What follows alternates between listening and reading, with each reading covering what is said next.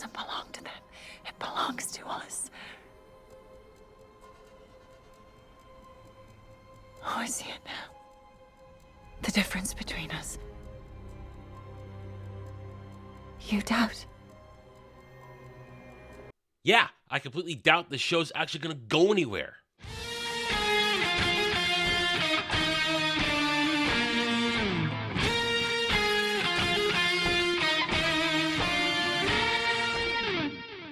Howdy all, I'm Adam the Renaissance Nerd, and welcome back to my review of Halo Season 2. This is Episode 7, Thermopylae. I don't give a shit, because this show is so goddamn boring. We just did, I guess, nearly an hour of exposition.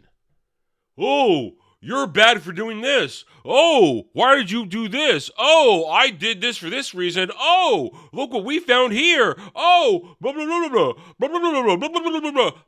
That's it. All exposition. And mostly about characters we don't care about. And what I love especially is last week when you got fake time with fake Master Chief John and weird digital, not really Cortana, having a moment that Master Chief and Cortana might have had, and the shield media going, oh my god, look, gamers, aren't you so happy? You got your Master Chief and Cortana moment. It felt like the game. They just went away from it this episode. Ran as far and fast away from that as possible so that you could have more people talking at each other. More people who you don't care about in their storylines that are boring as shit and rather meaningless, doing nothing. More time so that you can make Quan the girl that's the key to everything. Oh my god, she sees the flood coming. This show is a goddamn disaster, and thank God we have one episode to go. I don't think it gets to season 3, but we'll talk about that later. All right, without further ado, let's get this show on the bumpy road.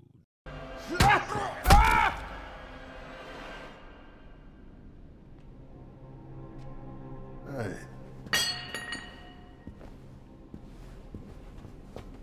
Guess it's me.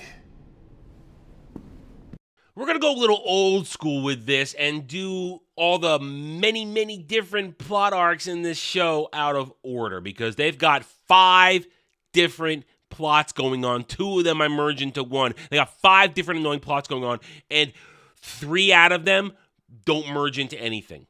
They could be told in a completely separate episode all by themselves and have no impact on what's going on in the rest of the episode. So we're going to go like this. First, we're going to start with the one moment where we leave off from last episode with John and Girl Boss Makee on Vision of Halo. Then we're going to go into Soren and his family drama, which really in the show is a few minutes long, so it's the shortest one. Get over that. Then we're going to jump to, I believe, Girl Boss Makee and her shit.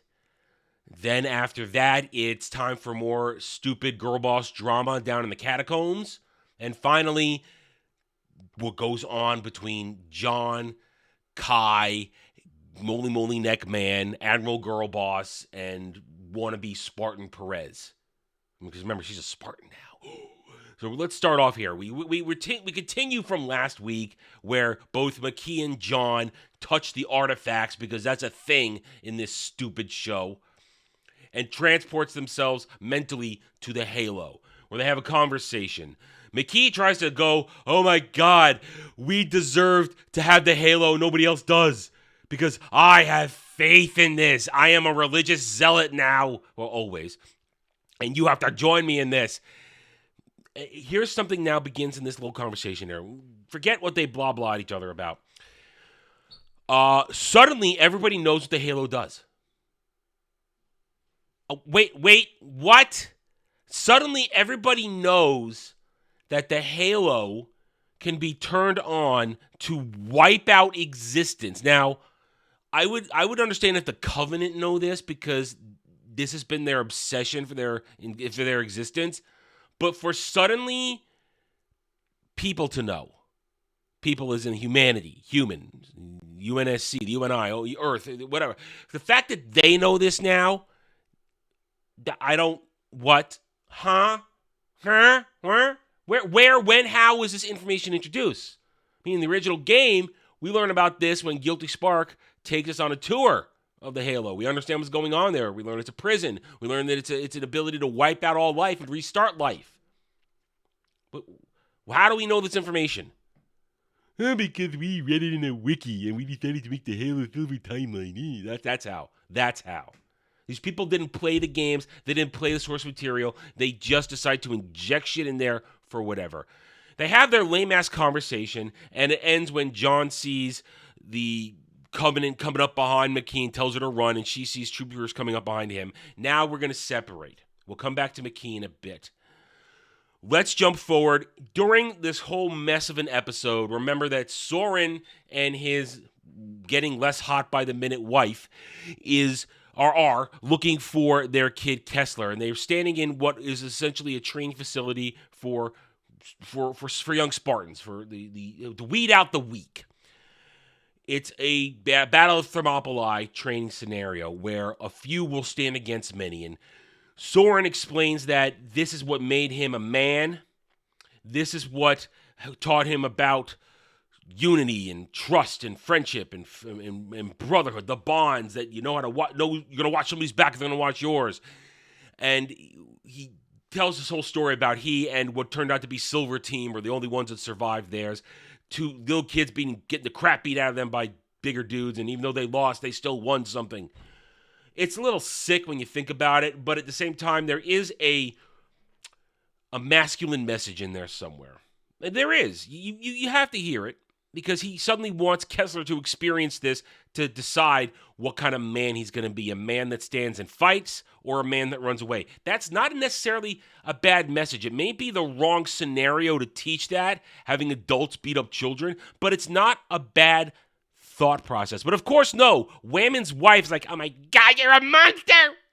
You're a monster. You don't want him to be saved. You never wanted to get Halsey to get retribution. You wanted to find a way back in. So she runs away to look for Kessler. Time skips later on in the episode where the whole Thermopylae thing's going to happen, and you see Kessler and a bunch of the kids walk out there. They're about to get their asses beat, but then Soren has a change of heart. He rushes in there, and he beats the crap out of all these dudes. Now, there is also a good message right there. Maybe he realized that while he wants to teach his son the idea of what it means to be a man, what it means to stand and fight and not run away, he also didn't want to stand there and watch his son get beat up. So that's also a good dad moment. But no, then we got to ruin it. After he does it, and he sees Kessler there, Kessler looks at him, and remember, Kessler was all about his dad. Where's my dad? Where's my dad? He's my hero. Nope. He's going to back away now into his mommy's arms as more dudes come, and then Soren has to fight them. And that's the end of their little arc.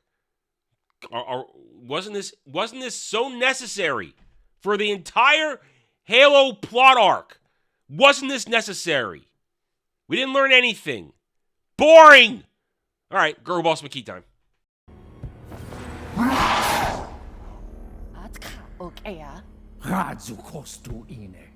Kut agap uka janok eonip uchan utom damachu. Jambak ikujahe. Janguri tuba iku gawachohu. This whole section is so weird, and not for the reasons you might think. After John warns Makee that she needs to get back to her reality, get out of the vision, we return to the giant melee going on between the Arbiter and the Priest factions on the ship, where the Arbiter is basically defending Makee. Big-ass Covenant melee fight, which you don't really see that much of. You see a little bit, not much.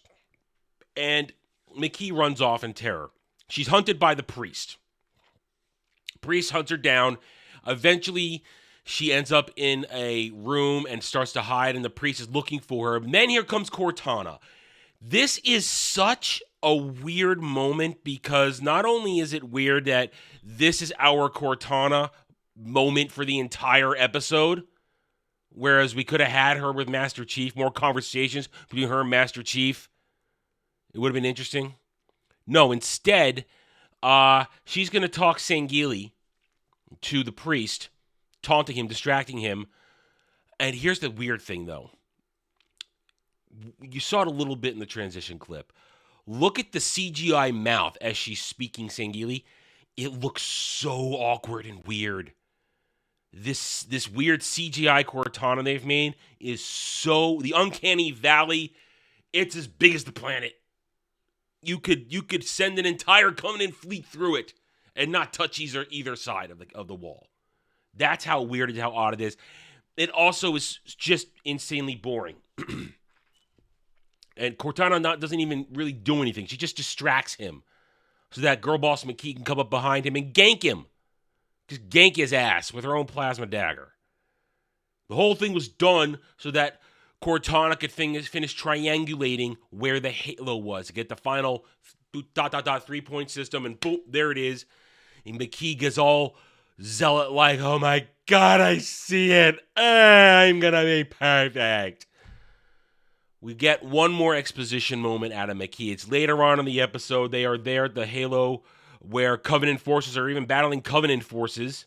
Because remember now the Arbiter is he's a heretic, he's an apostate because he's not listening to High Charity. And yeah, I've glossed over whatever Cortana and the priest talking about because it doesn't matter. It doesn't matter. It's boring. It's pointless for a character who's introduced just to die 30 seconds later. And it doesn't even give us any inroads to Cortana's thinking. It was just there to be exposition so Makee get into place. Anyway, Makee is now questioning her own faith yet again. Is she strong enough, ready to go? You wonder where she is. You find in a minute she's in the Arbiter's personal sanctum where last episode we saw him take the brand and sear it on himself in order to completely test her faith because now she can't see anything, feel anything, do anything. Makee brands herself. Oh my God. And therefore now she and the Arbiter are bound together in their faith and destiny. Made up bullshit. Now granted, I didn't play enough of Halo 2 to really get to know the Arbiter in the game, but I know this is all bullshit. There's no Makee is his thing to guard, his thing to treasure. Now she is what he lives for. We are bound together. Bullshit. This is putting plot armor around her. That's all this is. And more exposition about a character we don't care about. If it had just been a story, imagine if they had just done the Arbiter as all of this instead of Makee.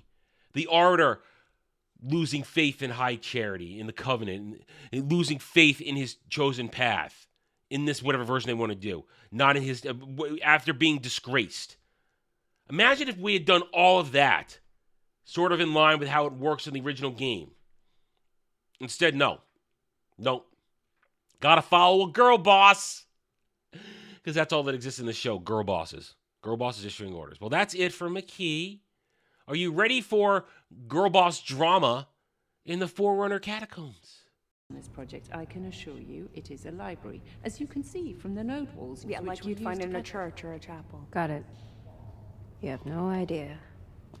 Thanks. This part of the show, this little subplot, I would call it the B plot. It's the B, maybe the C plot, because I merge A and B plots. This C plot is probably the most insufferable thing of this episode because all it is three girl bosses trying to out girl boss each other. And one girl boss being the bestest specialist girl boss of them all because only she can see beyond what even the other two girl bosses can't. Miranda, Halsey, and Quan. If you hold on to your chair tightly, maybe even grip your head a little bit because it may explode from the insufferable bitchness of all of this. Last week, remember, we left off with Halsey and Quan finding Miranda down in the Forerunner catacombs, where apparently Halsey spent months starting her research on all this stuff. It's what led her to begin the Spartan program. You basically get a bitch off between Miranda and Halsey about who's the better girl boss, who's the smarter girl boss, concerning what material Halsey originally found and then Miranda found. While they're going on and on about each other, first Miranda demands, well, not demands, it's all passive-aggressive bullshit, and it's so tired and boring. Oh, You spent 4 months down here. Oh, well, have you found anything? Well, why don't you tell me what you found first, because you didn't leave it in your notes. Halsey reveals, I found human DNA and Forerunner DNA. They don't call them the Forerunners yet, but we're talking about the Forerunners here. The Forerunner DNA, and ours is in there. It's like ours, whatever. And then Miranda, after she's done trying to out girl boss Halsey, says, I finished the second algorithmic plotline, because the first one, you figured it out because it was math, but then I figured out the second one because it was linguistic, and then I found the little artifact here. Meanwhile, while they're bitching at each other, Kwan's going, have you guys actually found anything? And while they're bitching, Kwan you saw in the clip, goes, okay, thank you. I'm Kwan. I'm the girl that's the key to everything. I'm perfect. She wanders off to touch another algorithmic board. And she leans forward once again. Girl who's key to goddamn everything. Reaches forward. Oh, it glows. It glows. Oh, my God. It's speaking to her. It's her destiny. She's the only one in the galaxy that can do this.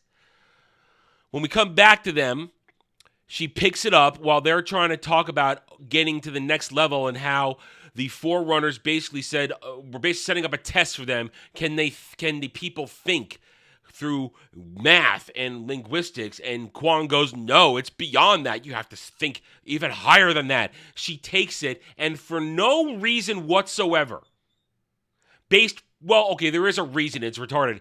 Based upon the stupid cave paintings over in Pirate Land. Remember, when Kwan was hiding out from Soren in Pirate Land, she was in a cave with all these markings in them. Now, at first I thought she drew them, but no, it looks like she found them, or maybe she did draw them. I don't know. There's zero explanation for who did the markings, where they came from, but no, they were her destiny. They were a star chart that she can understand because she's the chosen one, the caretaker of the Halo. She takes the thing, and now it would just float in the air and create a massive galactic star chart. Yee! Meanwhile, while they're doing this, Halsey suddenly realizes, oh my God, this is why I had to be a part of all this, because their DNA is in our DNA, and it was and I sought out all the Spartan children, and here we go, and now you must have some of it in yours too. Oh my God, I'm so brilliant. I'm a girl boss extreme. They basically then start to mark out what the different constellations are, realizing, this is how they saw the sky. But then, of course, Kwan, with zero scientific training, has the epiphany. No, you have to understand that you two are not as great as girl boss as I am, because I can see that they're thinking about that time moves and stars move. So you have to take everything. You have to move it around until it's all in where it's going to be eventually. And she moves everything around until it creates a diagram with a halo, which unlocks the door behind them. Then Halsey girl bosses her way forward, takes the item Miranda found, unlocks the door. They go into the Forerunner. Turns out to be a city later on. It's a path. They walk around. It's a laboratory. They go inside. They find a dead Forerunner clutching something. Here's the funny part. During this part, they say it repeatedly. It. Remember that. They're in there for 3 seconds or more before the whole thing starts to collapse. And Kwan freaks out and runs away. Miranda makes Halsey leave, but then Miranda stops and gets the item. We don't see it, but she's going to reveal it a second later. And while they're trying to leave, Halsey sees this giant city below. It's like, oh my God, look at the technology. We have to go look at it. We can't leave behind. She doesn't want to leave until Miranda says, she's going, Halsey, come on, Halsey, come on. She goes, Mom. As though saying, Mom is what breaks her out of it. Yeah, because remember, they're mother and daughter, but the show's done such a great job of having their dysfunctional relationship on display that suddenly, just because Miranda calls her mom, it breaks her out of her scientific zealot trance of the Forerunner city below them. They escape. Halsey's so proud that Miranda got the item. But while they're doing that, they see all the different colors on the star chart begin to go red and spread. Now, Miranda and Halsey believe that, this is a showing of their empire spreading. But no, girl boss Kwan figures it out. She realizes, oh my God, no, it's the spread of the flood. Oh my God, we have to be ready for the flood. They don't say it, but those of us who are in the know and know realize that that's what she's freaking out about. Oh my God, she understands it's the flood. It's not a spread of good. It's a spread of bad. And she runs off all crazy. Miranda and Halsey end up back in Miranda's lab in the main base area where they're going to open up the thing and explore it. And they have a quick little conversation about basically fixing their dysfunction. I don't know, because it was so well earned at this point. They basically spend a minute or two talking about the death of Admiral Keyes. That's it. It's like, oh my God, is my father dead? Yes, he's dead, but he could have survived. No, I saw him die. He's dead. It's retarded, fake, family drama bonding bullshit, which hasn't been earned at all. It's just more exposition of how we feel. I feel bad. I feel sad. Mom, Miranda. Ugh. As Miranda's opening it up, Halsey disappears because shit's going on. And then Miranda's so happy she opened up the device. And during this whole conversation, they called the Forerunner scientist she. There's no evidence it was a woman or a female. But nope, they automatically got to do it because why wouldn't they? This is a show about girl bosses. So this entire section, which is meant to be this show's version of teasing the flood, teasing the Forerunners, teasing the Halo's true purpose, it was such a waste of time. Boring exposition between characters who suck. Two characters who have been bastardized from their original versions, and one who has been thrust into this show to be the key to everything and being obnoxious and insufferable. This was an entire section of the show that was just insufferable, with information that could have been delivered to the viewer in a more interesting way, perhaps through, I don't know, the Master Chief and Cortana having cool interactions on the Halo with Guilty Spark and learning stuff. Oh, wait a minute. That's the actual game and the actual story, which they haven't done! Shoot him. I've been on that side of the gun.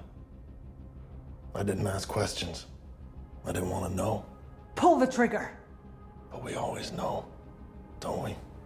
Here we are, the A and the B plot. I merged them together in one because they are the only two plots that actually intertwine with one another. We start off with Momo and Ekman and Admiral Girlboss. They are at Fleet Command in the base here, basically concerned with John's appearance and can he get out. How the security teams have been unable to get a hold of him, this and that. Admiral Girlboss basically says, well, listen, we have to crush him now. We can't have him get out. It would be bad, blah, blah, blah. As they're trying to come to terms with that, there's a report comes in. We got serious activity at some rando point in the galaxy. Oh, let's bring it up. Oh, look, massive Covenant fleet going in on this massive surge of energy. Oh, let's just attack there. Now here, once again, the show will fail you. From this point forward, minutes will pass. Maybe 10, 20 minutes at most, but minutes. Admiral Girlboss will order a fleet to attack, a fleet that is there, a fleet that is right there at this place or nearby. She will command it to go off and fight. They're going to get there instantly. Later on, John is going to get there instantly. No concept of passage of time in this show. None whatsoever. Now she knows it's got to be, she knows the Halo. Remember I mentioned earlier, everybody knows what the Halo does. Everybody knows what the Halo does. We know it can be used to wipe out everything. We take a moment now, returning to when John has disengaged from Makee in the vision. He's surrounded by security. And here comes lesbian lieutenant chick to yell at him and demand that he give up or be killed. John's going to give a nice little speech to the grunt soldiers about how he knows what it's like to be on the other end of that gun. Just following orders. You just want to follow orders even though your gut tells you it's wrong. The soldiers will, of course, side with John, and they will ditch lesbian lieutenant. She's going to point the gun at John. Now, John, we know, could easily take her out. But, of course, you can't have a man hit a woman. You have to have Kai come in and bitch slap her from behind. She's out of the picture. Now we're going to get a nice, long, and boring conversation between Kai and John while John is allowing Cortana to lead him to his armor. Realize, where's Cortana? She's there, but she's not there. Her significance is the lights go from red to blue so that John can follow the breadcrumbs to his armor. Instead of having more conversations with John and Cortana, it's going to be John and Kai talking about her betrayal, how she didn't trust him, how she trusts the people who want to kill them, blah-de-blah-de-blah-de-blah.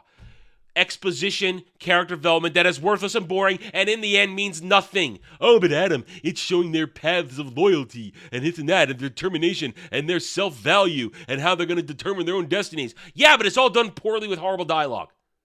Wasting our time. During all this point, Admiral Girlboss is going to come to the realization that, guess what? It's the Halo. I want everything possible thrown at the Halo. Get the Spartan 3s ready. Mole Neckman says, no, Spartan 3s aren't ready. Remember the Spartan 3s? We watched them train last week in simulations. Girlboss in training Perez. Yeah, she's a Spartan now. Spartan in name only. Well, let's be honest. Everything in the show is Spartan in name only. But even by the standards of this show, this universe, this timeline, Spartan in name only. She just put on the armor, and suddenly you're a Spartan. They're going to throw them at everything, and what happens is they start to die. The first wave dies, second wave dies. Momo and Neckman isn't happy about this, but he has an idea. He's going to go off and figure something out. We're going to get a quick cut between failed Girl Boss and Girl Boss in training Perez about getting ready to go in there and do their job. And Girl Boss Perez makes failed Girl Boss in training other chick basically understand, listen, don't be afraid for yourself. Be afraid for me. I'm going to be afraid for you. We're going to be in there fighting. These tiny little nothing girls in fake Spartan armor are going to go off and fight. Now, remember when I said that, because it's going to be hilarious in a few minutes. Trust me. Holy Neckman, as I said, went off to look at something because he was worried about what Admiral Girlboss is doing. He's running simulations about the spike and comes to the understanding that the spike doesn't shut down a ship, as the training showed us last week. In fact, what it does is cause the ship's fusion reactors or whatever to implode and then explode in a chain reaction that will not only destroy a ship, but a fleet, but a system, and even beyond a system.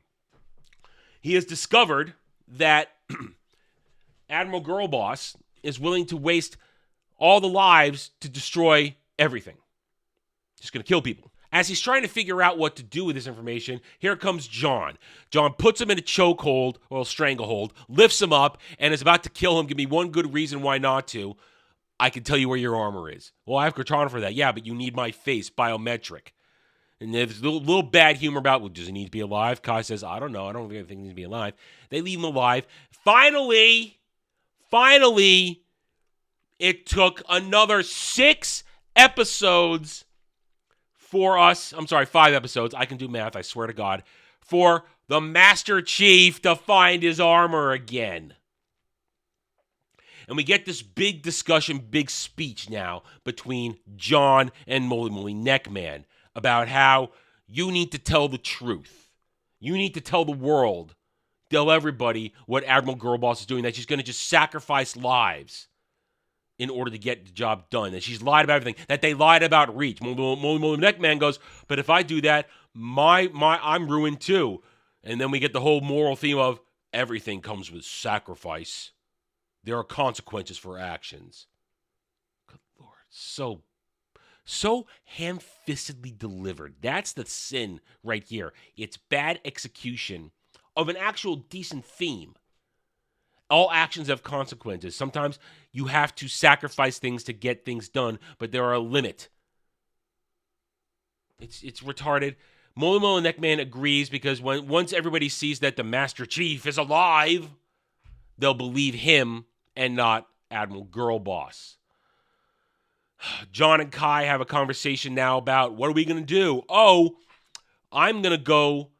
Well, Kai is, I'm going to go join the Spartan 3s, even though their mission is is basically a suicide mission. I'm still going to go. They're my people. I've trained them. John says, I have a different mission. I'm going to the Halo because if I don't stop the Halo, it's all over. It's over. The Admiral Girl Boss may be wrong, but she is right about that. If the Covenant get the Halo, everybody loses. Where did they get this information from? When was this divined by all the characters? That they know exactly what the Halo does. I'm waiting for an answer because there isn't one. It's retarded. Everybody goes off in the separate directions. We return to Girl Boss and training Perez as she's getting ready to go off to do her thing. She's psyching herself up, and then here comes John in his armor. Without the helmet on, though. No helmet. Would have meant more if the helmet had been on, but then again, this show doesn't care. Nobody cares. Nobody cares at all. We get the inspirational talk. Now, here's the thing. You would think that John is going to inspire her. No, it's going to be the other way around. She's going to end up inspiring him because she's a girl boss in training. Note for a moment there, this tiny little woman has to be no more than 5'2" in this armor, and John cosplaying as the Master Chief in his full armor. I mean, whatever you can say, Pablo Schreiber is physically built to be the Master Chief. He's a big dude. He's a muscular dude. When he puts on the armor, he does look like the Master Chief when he's all done up. And you realize the size difference. It's comical. And he calls her a Spartan. This is retarded. It'd be one thing if she had gone through the training. And even so, you look at her and you look at the chick playing Kai. That chick is an Amazon. Perez is a tiny little girl boss woman. It's comical. She hasn't even been through the physical training. She hasn't been through the physical augmentation. She's just a chick in armor. It's retarded. It's stupid. It's comical. But they want us to believe that she's now about to tell him, remember the coin toss? Were you just getting it right by guessing, or were you forcing your will upon the situation to make it reality? Because I'm inspired by you being here, but I'm going to inspire you to do better, to believe in yourself too, John. He has to tell her he's not going with her. They have to do their mission. He's going to go to the Halo. Stop it. It's stupid. It's lame. It's dumb. Meanwhile, Moly Neckman confronts Admiral Girl Boss because he doesn't want to see the Spartans die anymore in this waste of a mission. She tries to get him arrested, but then the Master Chief's going to take off in his Condor, and he starts talking. Everybody sees the Master Chief is alive. And suddenly he tells the truth. And now Admiral Girl Boss, she's in trouble because the secrets of the fall of Reach are revealed. Oh, no. Big-ass battle is now going on, and Master Chief magically arrives at the Halo battle instantly. He navigates his way through. Nobody pays attention to him. Meanwhile, as suddenly also Kai and Perez and Girl Boss training, they're now ready there too. They're ready to fire off. They're ready to get going. Everybody's suddenly there. Instantly. Then John looks up and there's the Halo. End episode. We're done! Almost done. One more episode to go.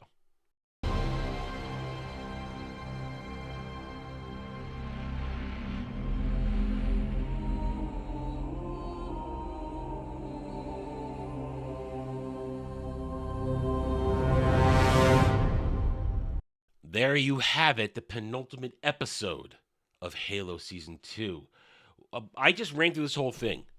Tell me what happened here that could have been done in maybe 20 minutes.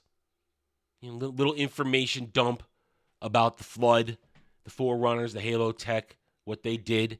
Could have been done in an interesting way. Having the Master Chief get his armor. No, yeah, that could have been great. That could have been easy. Could have been done fast. No, got to have a lot of extra exposition. Had to have exposition surrounding everything in this episode. That's my point. Blah, blah, blah, blah, blah, blah. It's faux storytelling. It's faux character development. It's wasting time. It's filler. It's stupid. It's lame. And a lot of it is spent on characters that are worthless and pointless. All of this could have been done through the Master Chief and Cortana on their adventure on the Halo, telling the real story, instead of creating a bunch of characters to be girl boss extremes. There are only 2 men on this show, and one of them is Moly Moly Neckman, and he's not anything. John doesn't count. I don't even count Soren. He's barely in it. And he still gets girl bossed by his less hot every minute wife. This show is such a waste of time and the destruction of the lore. Also that Kwong can be special. She has to guide the Master Chief. She has to make sure that John gets where he's going and understands the danger. Somehow she's gonna magically end up on the Halo next episode. I don't guarantee it, but I feel like it's gonna happen. She's gonna magically get there so that she can now, next season, if they get a season 3, she can magically be a part of his team with him, Cortana, and Makee, discovering the secrets of the Halo. Whatever it happens. The show is terrible. But we got one more episode, actually called Halo.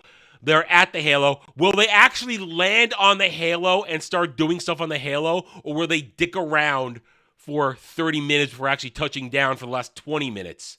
I don't know. I have no idea. We will find out. Join me next week as we conclude this abomination of a season.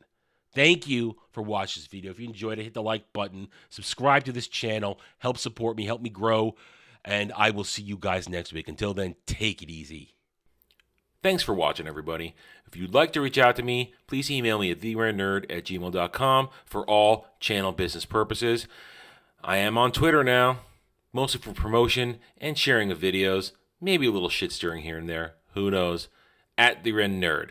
You can also find me at the Geeks and Gamers forums under @ROAS, and you can see me on Rumble and Odyssey under the Renaissance Nerd. Thanks again for watching. Take it easy.